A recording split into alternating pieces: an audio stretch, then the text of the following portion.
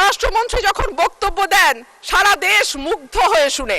পুরো বাজেটের সবটাই যদি স্বরাষ্ট্রমন্ত্রীকে দেয়া হয় বা এই মন্ত্রণালয়ে বরাদ্দ দেওয়া হয়, মাননীয় সদস্য প্রস্তাবটা করেন, টাইম ইজ রানিং আপ। তারপরেও কতটুকু উন্নয়ন হবে এই মন্ত্রণালয়ের আমরা জানি না। মাননীয় স্পিকার, আমি খুব ভালো করেই জানি কোর্টের বাইরে ব্যান্ড পড়া যায় না, কিন্তু তারপরেও আমি কেন পড়েছি সেটা আমি যেমন ভালো জানি, আমি আশা করি মাননীয় স্পিকার আপনিও বুঝতে পারছেন আমি কেন ব্যান্ড পড়ে এসেছি। মাননীয় স্পিকার, স্বরাষ্ট্র মন্ত্রণালয়ের কাছে আমাদের এবারের বরাদ্দ তারা চেয়েছে 31,098 কোটি 88,15,000 টাকা। মাননীয় স্পিকার, আমি একটু বিনীতভাবে কয়েকটা পরিসংখ্যানের দিকে আপনাদের দৃষ্টি আকর্ষণ করি।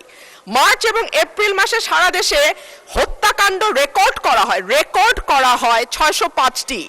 অন্যান্য অপরাধ একই সময় 294টি ছিনতাই, 90টি ডাকাতি, 196টি অপহরণ, 2214টি চুরির ঘটনা, 129টি পুলিশের আক্রান্ত হবার ঘটনা ঘটেছে।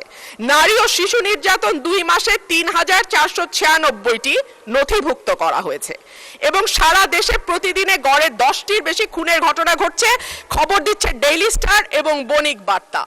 এই যখন আমাদের সিকিউরিটির অবস্থা, এই যখন আমাদের আইন শৃঙ্খলার অবস্থা, তখন আমরা এই মন্ত্রণালয়ের জন্য দাবি তুলছি 31,098 কোটি।